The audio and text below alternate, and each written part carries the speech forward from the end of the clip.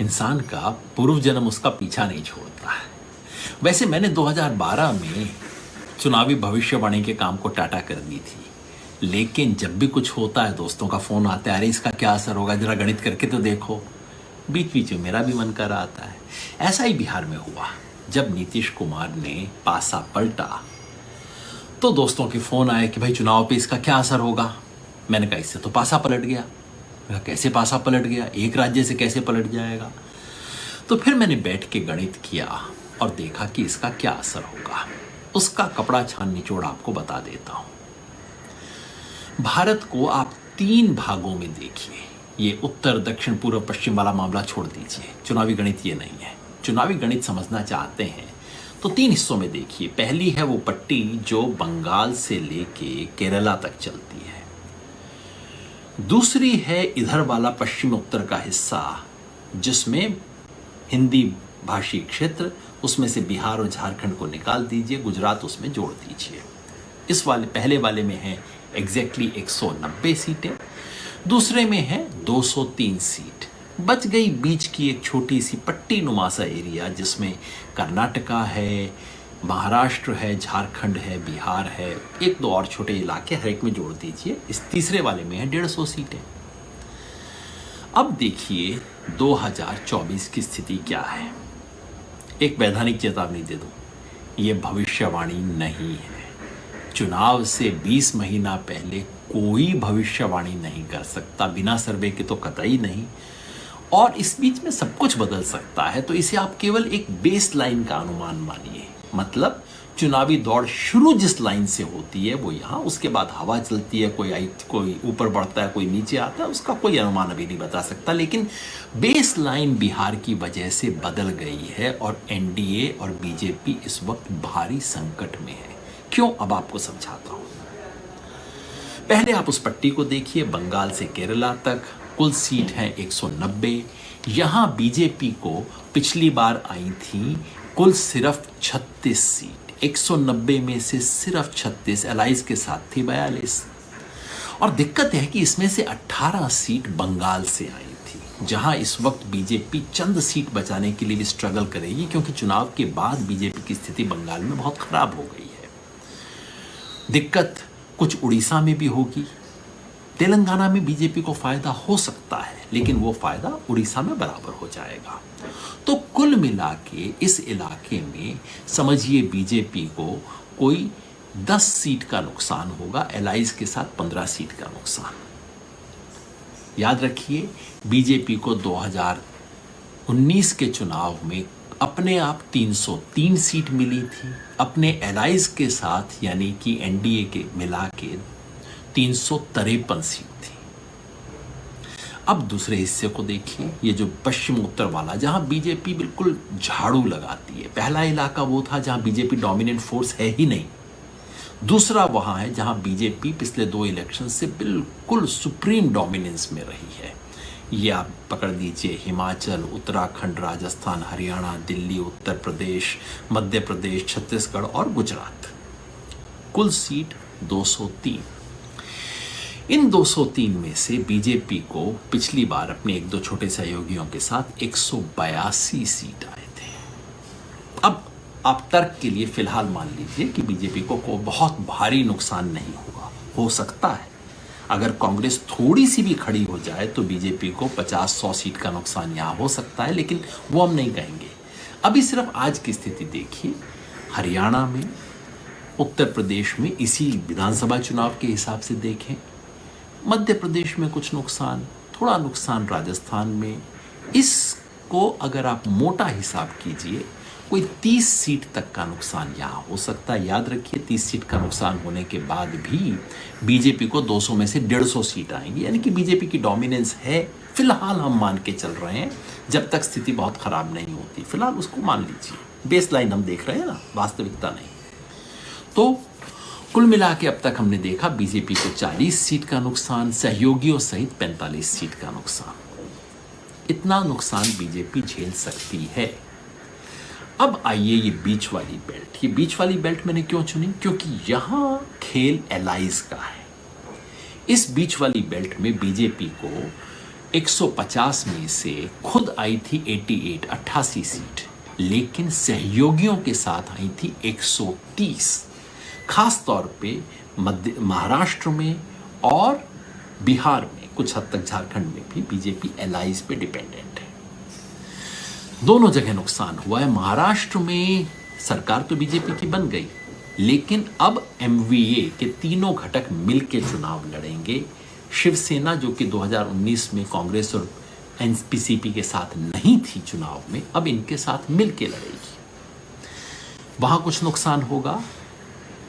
झारखंड में जो अभी फिलहाल चल रहा है कोalition, वो चलेगा। कर्नाटका में अगर चुनाव के बाद, विधानसभा चुनाव के बाद जनता दल और कांग्रेस का गठबंधन हो जाता है, सिर्फ चुनावी गठबंधन भी हो जाता है, तो बीजेपी को वहां नुकसान है। इन तीनों को जोड़ के समझ लीजिए, बीजेपी को इन तीनों में 10 सीट का बीजेपी को नुकसान है और 15 सीट का बीजेपी के अलाइज के साथ। बीजेपी का 10 इसलिए मैं कह रहा हूं कि बीजेपी को वहां महाराष्ट्र में खुद अपना नुकसान कम है, क्योंकि बीजेपी को जितनी सीट थी उतनी ही लगभग इसको भी थी, शिवसेना को भी थी। लेकिन एलाइज के साथ, यानी कि शिवसेना जहां थी, शिवसेना को बहुत अच्छी सीट थी बाकी जगह पे भी, तो कुल मिला के 15 सीट का एलाइज को नुकसान हो सकता है। तो 10 का बीजेपी को, 25 एलाइज समेत। तो अब तक कितना नुकसान हो गया? 50 सीट का बीजेपी को और 70 सीट का बीजेपी को, यदि एलाइज को शामिल कर लिया जाए तो।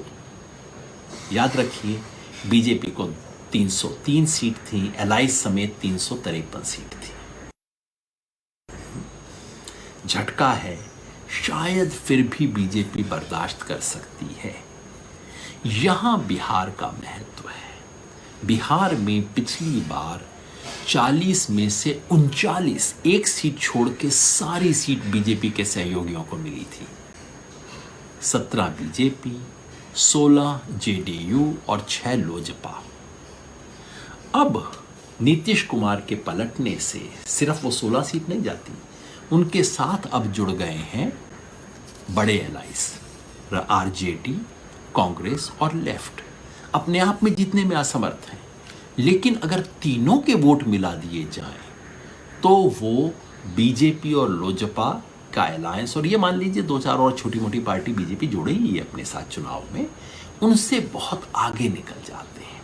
अगर पिछले चुनावों के हिसाब से, पुराने गणित के हिसाब से देखें तो आरजेडी, जेडीयू, कांग्रेस और लेफ्ट के वोट बनते हैं अंदाजन 45%। अब 45 आएंगे ज़्यादा या कम अभी भविष्यवाणी नहीं कर सकते, लेकिन शुरुआती पॉइंट उनका 45 है। और बीजेपी, लोजपा और 2-4 छोटे मोटों को जोड़ भी दें तो वो 35 पे आते हैं, यानी कि शुरुआत ही 10% से करते हैं। और अगर ये मामला बिहार में अगड़े और पिछड़े का हो गया, जो कि जेडीयू आरजेडी कंबाइन से हो सकता है, तो फिर ये मामला 10 नहीं 10 से ऊपर भी हो सकता है। यानी कि बिहार में 40 में से अब बीजेपी को अपने सहयोगियों समेत 10 सीट लेने के लिए भी संघर्ष करना पड़ेगा। बिल्कुल पासा पलट जाएगा बिहार में। कुल परिणाम बिहार में समझ लीजिए, बीजेपी को खुद अपने 10 सीट का नुकसान और एलाइज समेत 30 सीट का नुकसान। गणित करें, मतलब ये हुआ कि बीजेपी को बेस लाइन में 60 सीट का तो खुद नुकसान और अपने एलाइज समेत बीजेपी को 100 सीट का नुकसान हो रहा है।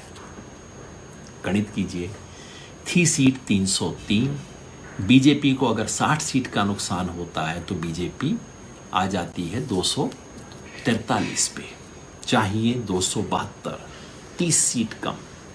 30 का फासला आप छोड़ेंगे, एनडीए पूरा कर लेगा? नहीं। एलाइज समेत 100 सीट का नुकसान 253 पे।